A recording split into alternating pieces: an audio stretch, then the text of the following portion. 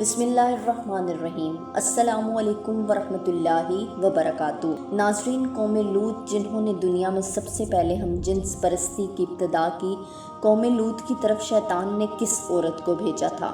اس عورت نے ایسا کیا کیا جس سے قوم لوط کی عورتیں بھی ایک نئے گناہ میں مبتلا ہو گئیں؟ لاقیس کون تھی اور اس نے قوم لوط کی عورتوں کو کیا سکھایا تھا؟ شیطان اللہ کا نافرمان اور بنی آدم کا سب سے بڑا دشمن ہے، جو مختلف طریقوں سے لوگوں کو دھوکے اور فریب میں مبتلا کرتا رہتا ہے اور انہیں ورگلاتا رہتا ہے۔ قرآن و حدیث کے مطالعے سے پتہ چلتا ہے کہ شیطان صرف ایک مخلوق نہیں ہے، بلکہ ابلیس کی ایک پوری نسل ہے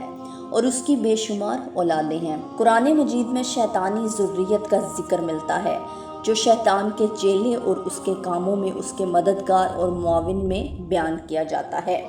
کہ شیطان کی کئی اولادیں ہیں، جن میں ولہان نماز اور عبادت میں وسوسے ڈالتا ہے، وسطوط لوگوں میں افواہ پھیلاتا ہے، واشم گھر والوں میں لڑائیاں کرواتا ہے، عمرہ گانے بجانے کے گناہ کو عام کرتا ہے، اور اسی طرح ابلیس کے کئی بیٹے اور پوتے ہیں جو مختلف کاموں پر مقرر ہیں۔ ناظرین، شیطان کی ان اولادوں اور ذریت میں ایک نام لاقیس کا ہے۔ لاقیس دراصل شیطان کی بیٹی ہے،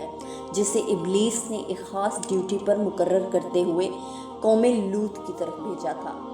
ناظرین، قوم لوط دراصل تاریخ کی ایک طاقتور اور مالدار قوم تھی، جو اردوان کے علاقے میں آباد تھے۔ یہاں سرسبز و شاداب وادیاں تھیں، جن میں سدوم اور عمرہ کے نام سے دو علاقے آباد تھے۔ ابلیس نے اہل سدوم کو اس طرح گمراہ کیا کہ شیطان ایک دن انسان کی صورت میں سدوم کے لوگوں کے پاس آیا اور اس نے ان لوگوں کو آپس میں ہی مردوں میں شہوت کرنا سکھایا۔ ان لوگوں کو یہ برا عمل بہت پسند آیا، لہٰذا یہ لوگ آہستہ آہستہ اس عمل کے عادی بن گئے اور وہ روزانہ بدپھیلی کرنے لگے، یہاں تک کہ اگر کوئی مسافر سدوم کے علاقے سے گزرتا تو یہ لوگ ان مسافر مردوں کو بھی پکڑ لیتے اور انہیں اپنا شکار بنا لیتے۔ وقت گزرنے کے ساتھ ساتھ یہ لوگ اس گمراہی کے گڈھے میں گرتے چلے گئے اور یہ لوگ عورتوں کی بجائے مردوں اور لڑکوں سے زنا کرنے لگے، اور عورتوں کی طرف انہیں کوئی رغبت نہ رہی، اور کھلے عام اس عمل کو شہر کے چوک چوراہوں پر کیا جاتا تھا۔ ان کی ہر محفل میں مردوں کا رقص اور ان کے ساتھ عیاشی اور زنا کرنا ان کا دستور بن چکا تھا۔ ناظرین، اللہ نے ان کی طرف اپنے بندے اور نبی حضرت لوط علیہ السلام کو بھیجا،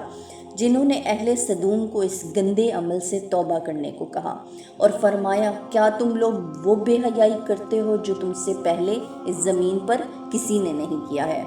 تم مردوں کے پاس جا کر اپنی خواہش پوری کرتے ہو اور اپنی عورتوں کو چھوڑ دیتے ہو، تم لوگ حد سے گزر چکے ہو۔ لیکن قوم لوط پر ان کی واض و نصیحت کا کوئی اثر نہ ہوا، بلکہ وہ الٹا لوط علیہ السلام کے خلاف ہو گئے اور انہیں مجبور کرنے لگے کہ تم اتنے ہی نیک اور پاک ہو تو اس بستی سے نکل جاؤ۔ اہل سدوم کا مردوں سے زنا کرنا اور بدپھیلی صرف ایک گناہ ہی نہیں تھا، بلکہ اس عمل سے وہ خدا کی بنائے ہوئے خاندانی نظام کو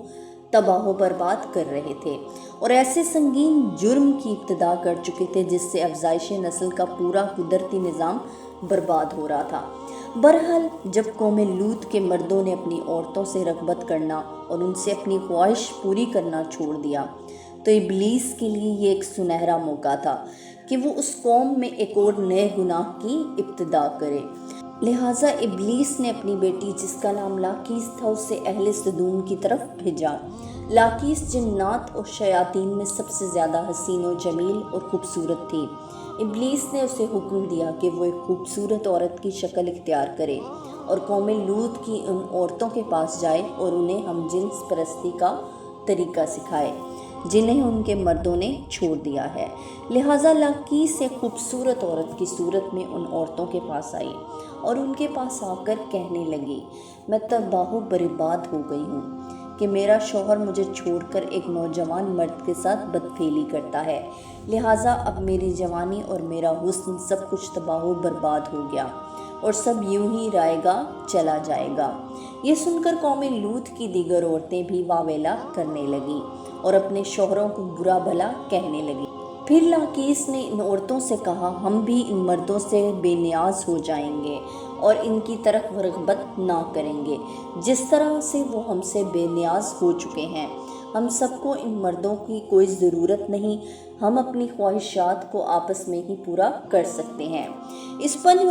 پر ان عورتوں نے لاقیس سے پوچھا کہ وہ کیسے؟ لہٰذا لاقیس قوم لوط کی ایک رئیس اور خوبصورت عورت کے پاس آئی اور اس کے ساتھ بدفعلی کی اور ان عورتوں کو عورت سے ہم جنس پرستی کا شیطانی طریقہ سکھایا۔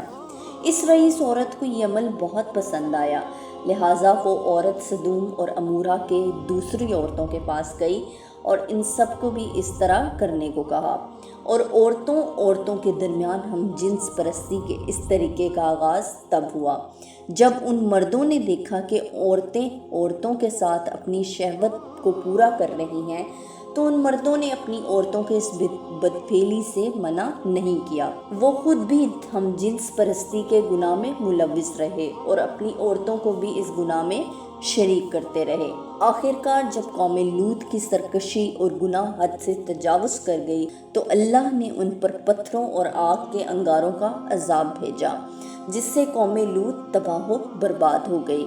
سدوم اور عمورہ اور ان علاقوں میں ہونے والی اس ہم جنس پرستی کے گناہ کا ذکر نہ صرف اسلام بلکہ توریت اور انجیل میں بھی ملتا ہے،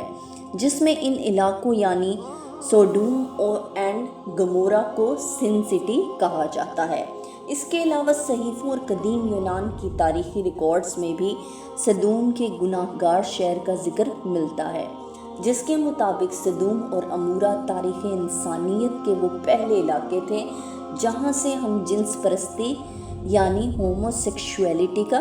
آغاز ہوا تھا ناظرین، اور ابلیس کی بیٹی لاقیس نے بعد میں ان گھنونے گناہ میں مزید اضافہ کرتے ہوئے وہاں کی عورتوں کو بھی ہم جنس پرست بنا دیا، جسے ہم دور جدید میں لیسبین کمیونٹی کا نام دیتے ہیں۔